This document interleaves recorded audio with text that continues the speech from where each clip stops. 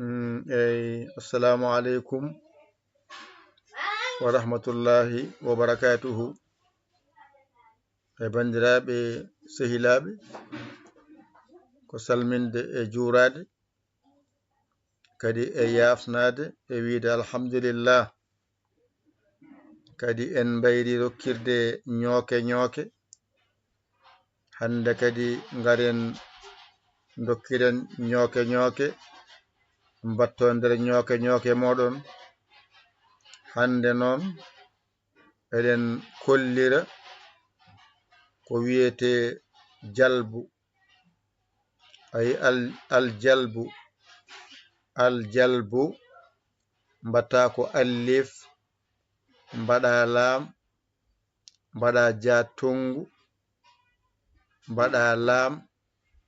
mbaɗa bajorɗo, ko ɗum wiyete aljalbu. ay allif o e laamo ko 31, ja cewɗo ko 3, laamo 30, bajorɗo 2. on saha noon ƴetta allif o pawa e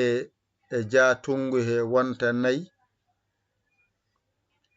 ɗi pawaɗum e bajorɗe he wonta 6, ƴetta laam 30 won 60, ɗakkodira ɗum wonta 66. sa sowi 66 laabi 9 rokkanma ko 594. on saha nun sa diidi hatimere ma mo cuuɗi 9, ƴetta 62 nanna ɗum e nder suudu kursiyuɗo, ɓeyda gotel nawana ɗum suudu naariyu, ɓeyda gongel nawana ɗum suudu qalam, ɓeyda gongel nawana ɗum suudu turabiyu, ɓeyda gotel nawana ɗum suudu qutbu, ɓeyda gotel nawana ɗum suudu hawaiyu, ɓeyda gotel nawana ɗum suudu lawh, ɓeyda gotel nawana ɗum suudu ma'iyu, ɓeyda gotel nawana ɗum suudu arsh. Gasi wona suudu ndu timmi. sa rendini cuuɗi 9 ɗi rokkanma ko 594.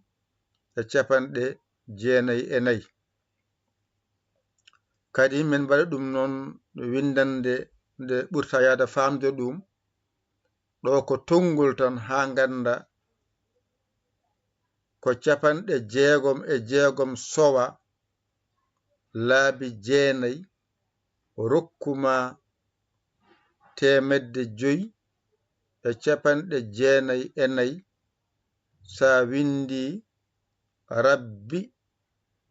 habli maalan jazilan bihaqqi mika'il. kaɗo haala sa tongi ka tongo e 500 ɗeɗon e 594 gonɗe ɗon de.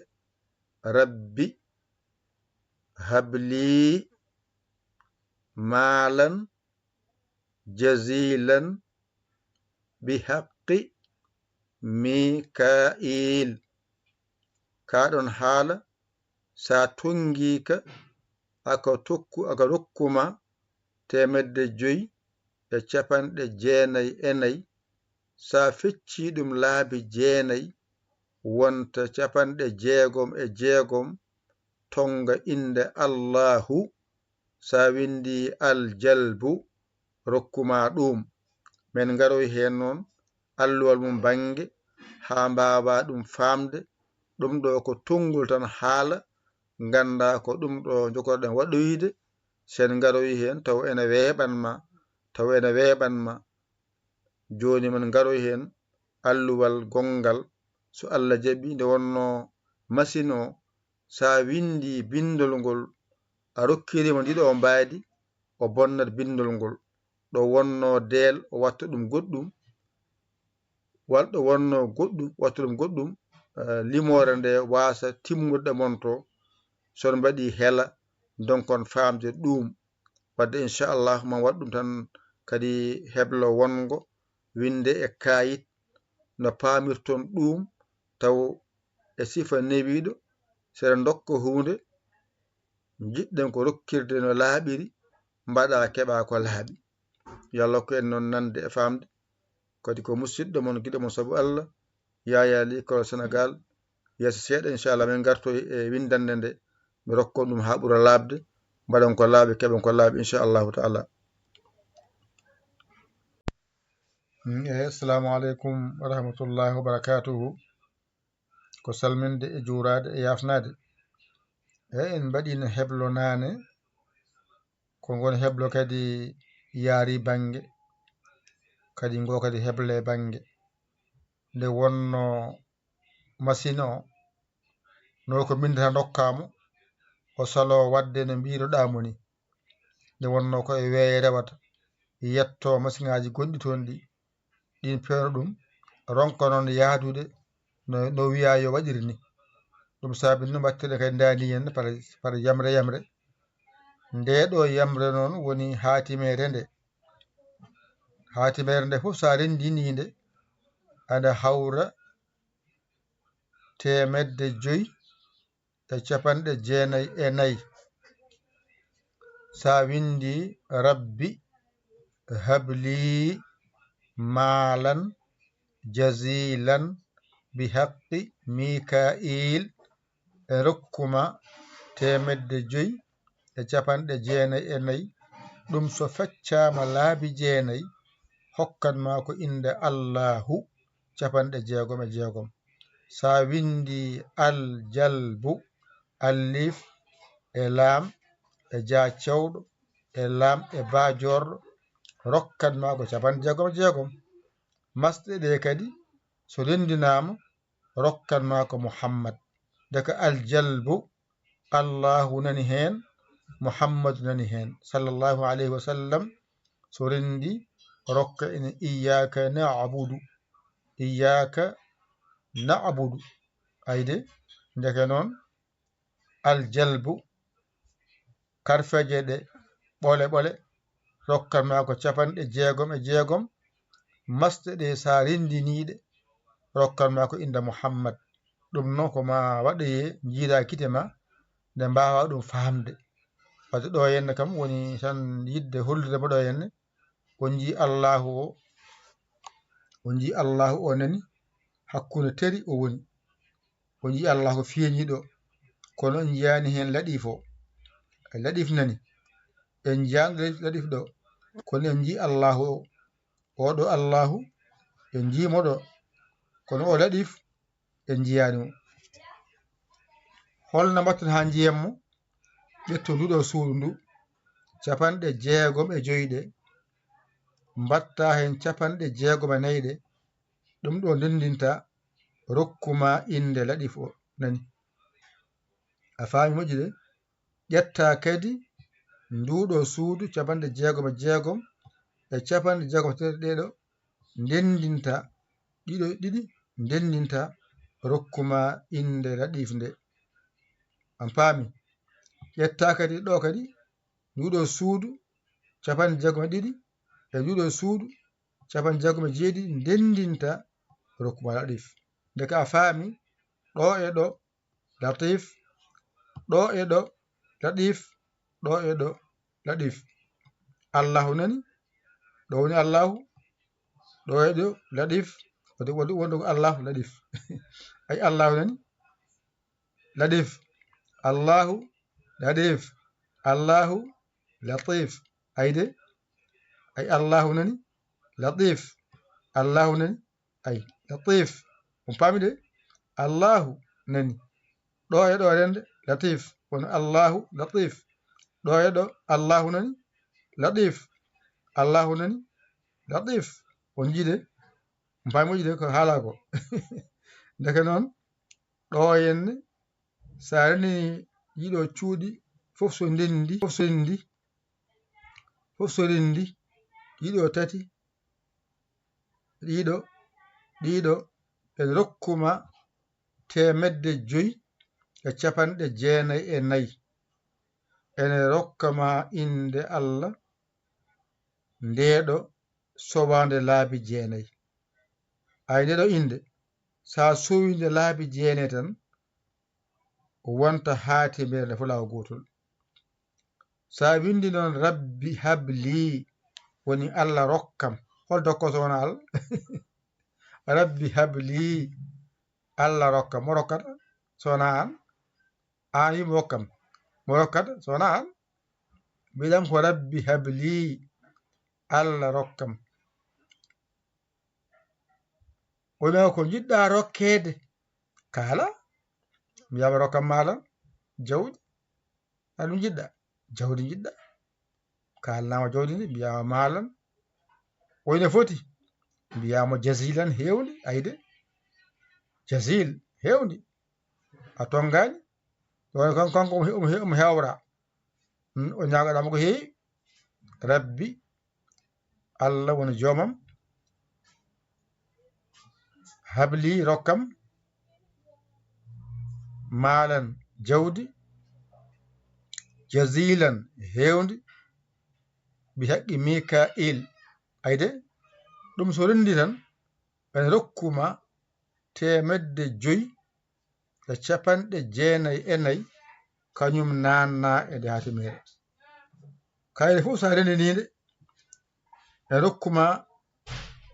594 wona rabbi habli malan jasilan nanton suuɗi Allahu laɗif ɗo ko Allahu nani ene feeñi ene fungini laɗif o woni o Allahu nani ene feeñi ɗo e ɗo ko laɗif Allahu nani ene feeñi ɗo e ɗo ko laɗif de Allahu laɗif noon ayi Allahu nani laɗif Allahu laɗif Allahu ɗo e ɗo laɗif Allahu nani ɗo e ɗo laɗif Allahu nani ɗo e ɗo laɗif famide ɗo non ko kun oɗo kun kanko woni no ganduɗa inde Allah wiyetende Wahhabu laabi mum 5 woni ɗo henne inde Allah wiyetende Wahhabu nde laabi 5 mum woni ɗo on paamide ɗo e ko Allahu ko inde Allah ɗo ko baɗin ay sa windi baɗin ɗum rokkanma Allahu nani ay kun nani Allahu nani ay baɗin nani ɗum ɗo fof rendi ene rokkuma almalu adduniya ɗo e ɗo so rendi ko rokkanma almalu duniya ɗo e ɗo almalu duniya ɗo e ɗo almalu duniya ndeke noon ɗo tan sa haaɗi ɗo a duumima hen aɗa wona hen aɗa lappa hen fof aɗa fiya fijani saɗa golla noon arɗo 60 mbatta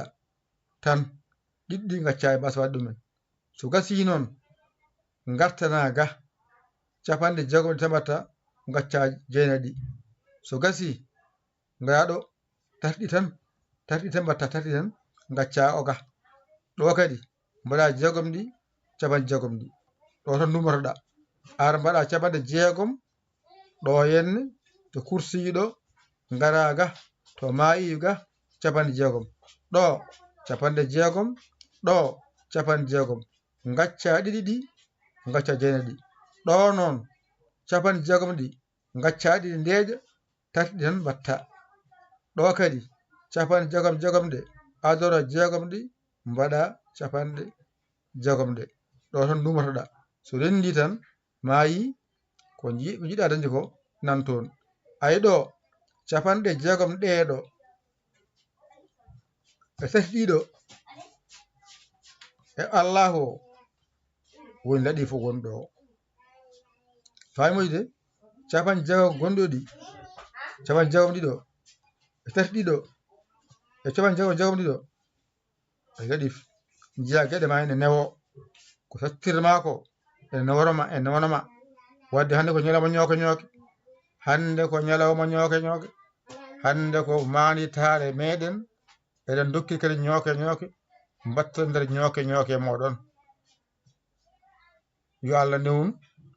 kadi yo Allah wallu kadi yo Allah reen joni noon somi aroyi so tawi ala haali rokkoyi winde inde Allah nde taw mi waɗinani inde Allah nde e banggue kono foti ɗum jaɓani yaltin ɗum addata ko bindi goɗɗi ɗo wiyanimo ɗum noon mi yiiɗa hokkude on ko ganduɗa ɗum ɗo taw sellani on jiiɗo so on ƴeewi ɗo sellani ayi on jii ko ni waddir ɗum on jii windidade on jiiɗo ko ɗo ayi ɗo ayi on jii ayi ɗo kanko wa saaha kanko masino dokkama hunde yo gollane ɗum o ronka wadde no mbiɗamo ni ndewa hen defta hen o ɓeyda jibdema min noon miɗa ko ene jiiɓa on jimmi ko ene jibto on mi yiɗa ko ene jiiɓa on jinmi ko ene jibto on wona ko ene jiiɓa on wadde kadi windande men nanɗon ƴetton ñooke mon on mbaɗi hebde ñooke holno gollirte noon sa welama en jogui mbadiji kewɗi kono an salam hande ƴetta ngoɗo yeeso hande wattan capanɗe 7 ɗum woni kun mbaɗa fatiha laabi capanɗe 7 ay kun ko rewe kun fayakun noon kañum e la ilaha illallah tol nodiri wadde mbaɗa oɗo capanɗe 7 fatiha o salatul fatiha o mbaɗamo adadu fayakun hawra 166 wona a waɗi kun fayakun kun tan fayakun wadde fatiha o golle laabi capanɗe 7 mbaɗa salatul fatih laabi 166 so rendi rokkanma ko kun fayakun kun ko capanɗe 7 fayakun ko 166 woɓɓe kadi mbaɗa ko fati tan laabi 7 salatul fati laabi 12 fatiha laabi 4 salatul fati capan 7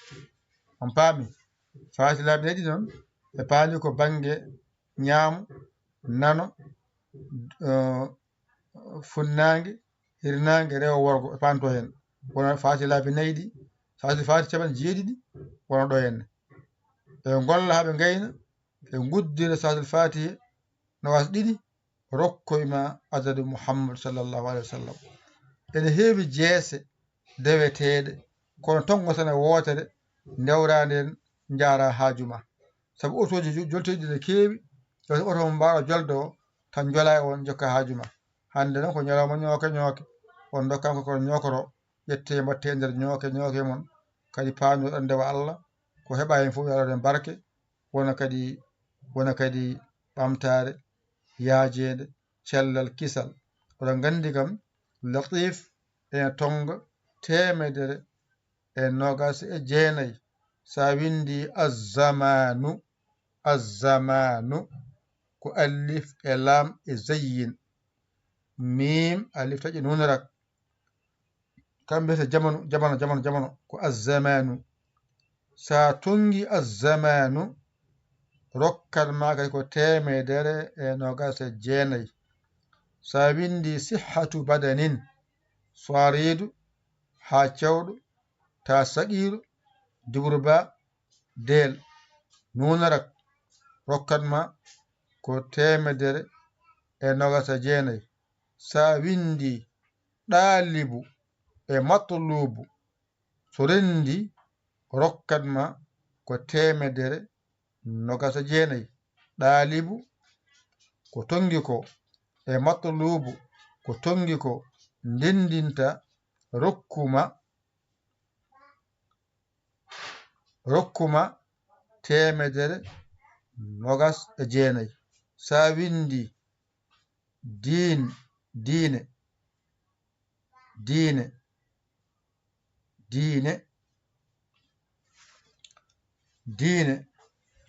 duniya ndendinta diine e duniya ndendinta. Diine no windirte mbatta ko del mbaɗa jubriya nunarak. Duniya no windirte diine ko 64. Duniya no windirte mbatta ko del mbaɗa juburna 50, mbaɗa yaw alew 11, rokkuma 65.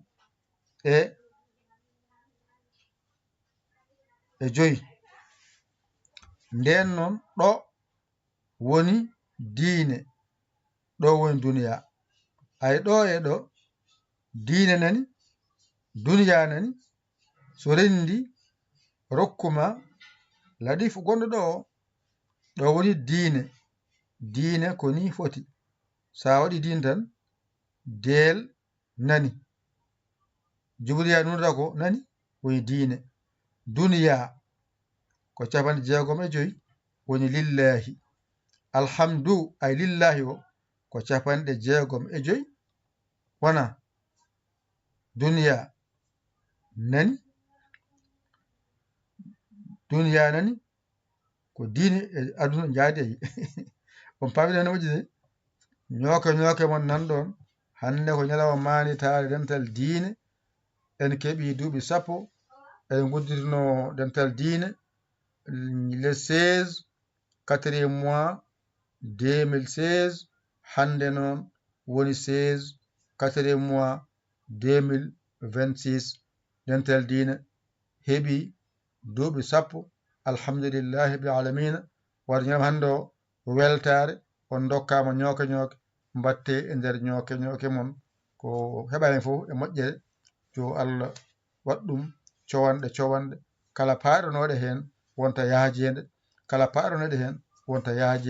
wonta yaajede, funnangue hirnangue rewo worgo dow less nder bowal fuccito yaaja. Kala biyeɗo wawa wonta bawɗo wonta baɗowo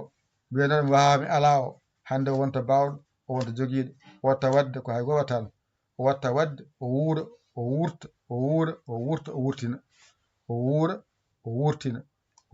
o wurtina. Galle men golle men ndenden jinggen ko nafoore men enen ndendi nafoore nde on ballama tottama ƴette nawe kutoro ɗe jeɗaɗo ƴetta mo yeɗa ko acca ɗon hay goto welnaka ko moƴƴata won ɗon wona punti lorotama ala suka ala mawɗo ala debbo ala gorko kala tan bawɗo wadde wat foftana hoore ma. Nde pinɗa fof tan mbaɗa fatiha laabi 7 a gayni salatul fatihi 100 ma e 66 adora 6 ɗi 60 ɗe temedere nde a faami. On saaha noon ngara janga ɗo ya Allah 60. ya Allah 60. ya Allah 60. ya Allah 60. ya Allah 3. ya Allah 6. ya Allah 60. So gasi timmi gatta kam ya laɗif 60. ɗo kadi ya laɗif 60. ya laɗif 3. ya laɗif 6. ya laɗif 60. So gasi tan on sahano kadi gatta kadi gudda ande guddira salatul fatiha nani mo mbiyenɗa o. salatul fatiha kadi guddira salatul fatiha kadi 100 ma 66 ma gasi gona hen sa welama subaka tan tikidi tan sa welama subaka kikiɗe a aami subaka tan walla kiki tan a aami kala ñalawma mbaɗa hen goto kam so tawi a dañi ko a naftata wona min nafata sa hebbini a wonti milliardaire wona min jeeyi jawdima ko an jeeyi ñamraɗo welirma dolde jaam dolde jaam dolde jaam kala dañƴa hen ko an jeeyi waɗe poos ma ñama ɓe ɓuɓane ñama ɓe ɓuɓane ñama ɓe ɓuɓane ko musidɗo mon guiɗo mon saabu Allah Yaya Ly ko Sénégal hande wonno mayitare meɗen dental diine heeɓi duuɓi sappo kadi addani on kadi ñooka ñooka mbatten nder ñooka ñooka muɗum wassalam alhamdulillahi rabbil alamin alhamdulillahi rabbil alamin on jarama wassalam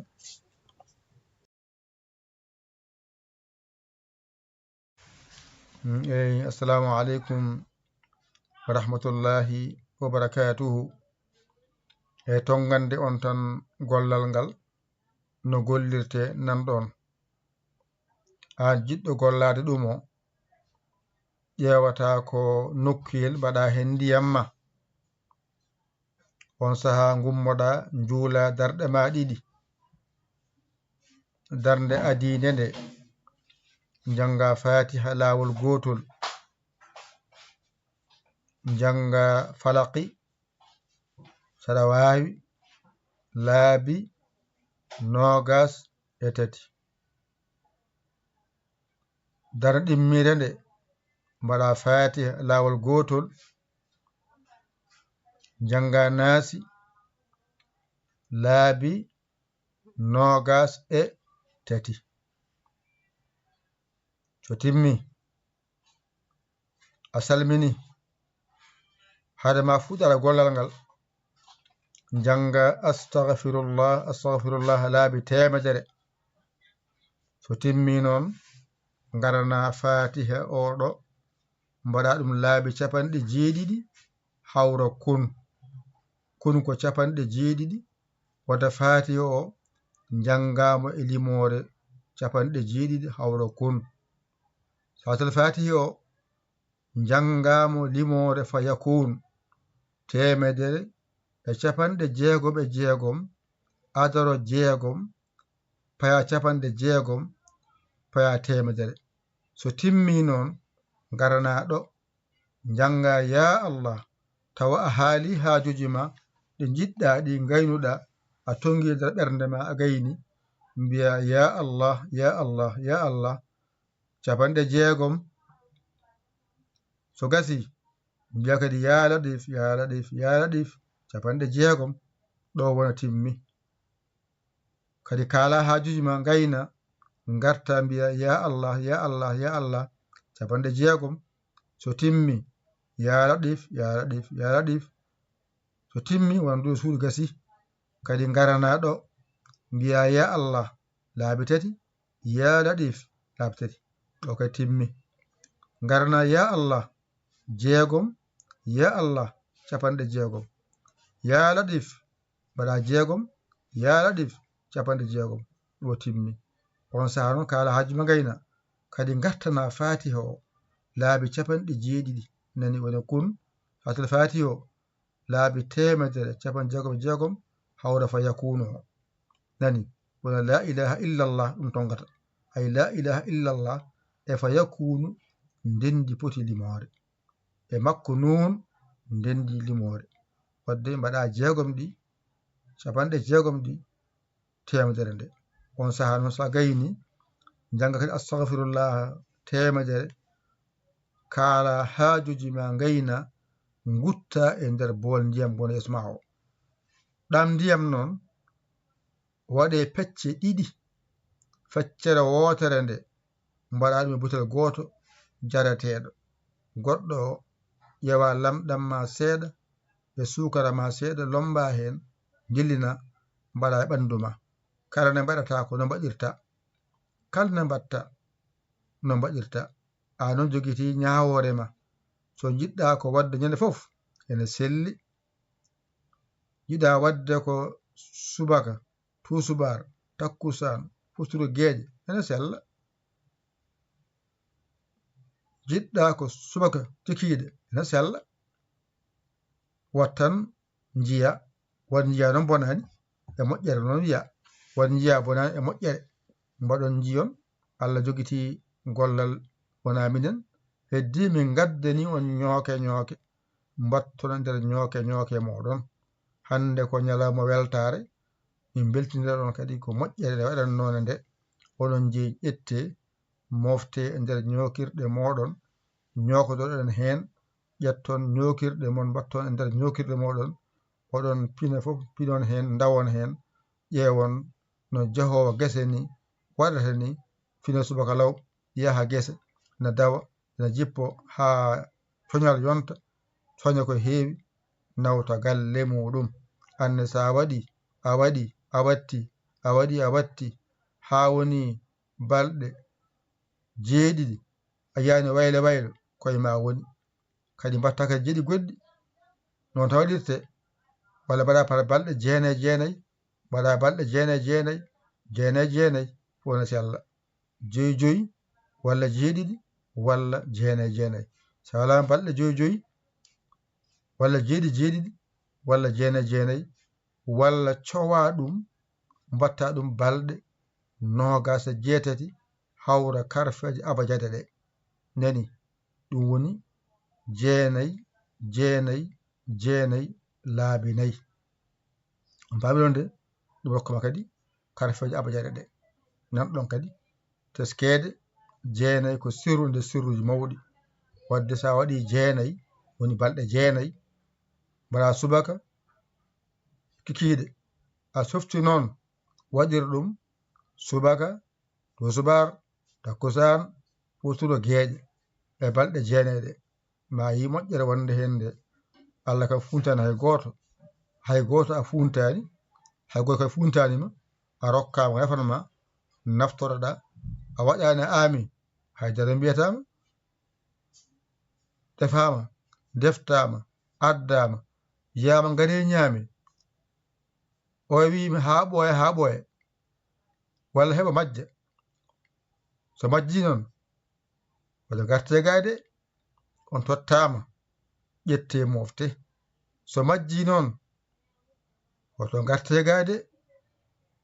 hane ko ñalama tan weltare min mbaɗi kadi no waɗeteno ñooke jaltinama no jiiroton ñalawma 4 avril dendagal ñooke jaltine e rewa e dow tali he eɗon jiiya ɗum ay so ɓenni fof natto e nder to fof natto aɗa wonno to kono noon ñalawma noon biyaɗo ko 4 avril o kala koɓe jogino yaltine e boowal oɗon ndaara mintiruji ɗi oɗon ndaara kaɓorɗo ɗe aɓe jaaha tel ha ɓe gayna ɓe gayni so wonama wuuri artoyta en kadi en dokkiri ñooke ƴette mofte ñookal moɗon ala suka ala mawɗo ala debbo ala gorko ko jiɗɗo tan jaɗaɗo o jeeyi jiɗɗo jaɗaɗo on tan jeeyi sa rokkama ka jeeya a watta sa rokkama ka jeeya Ahmad kono jeeyiɗo softat hen ne waɗan softa ko ɗum Allah ndewa hen Allah keɓa hen Allah kadi haajuji ma kumtoro hen en kaaɗiɗo hande ko ñalawma tan weltare ko manditare meɗen dental diine sosono ko le 16 4e mois 2016 hande ko 16 4e mois 2026 wadde en keeɓi duuɓi 10 noon askal yalta sabu sa limi 1 ha 9 itta asakal mon nanɗon ƴette so majji noon nan toon so majji noon ala gandumi hen mi haali mi laɓɓini kadi garam ga namdoto ala koy min mbawi min gara min binda ha laaɓa min kaala ha laaɓa kono kadi tel ala koy ala hen on kollam on bindanama on kalanama no waɗirte on nanani on paamani onon gandi yo jaam wonan kala saaha ko musidɗo mon giɗo mon saabu Allah Yaya Ly Kawla Sénégal alhamdulillahi bil alamin kala ko dañƴa hen udditare ɓamtare yaajene ko an jeewani amin jeeyi kala ko mbaɗɗa hen dañƴa hen udditare ɓamtare yaajede an jeeyi mi jeeya yo Allah ko nande famde on jarama salam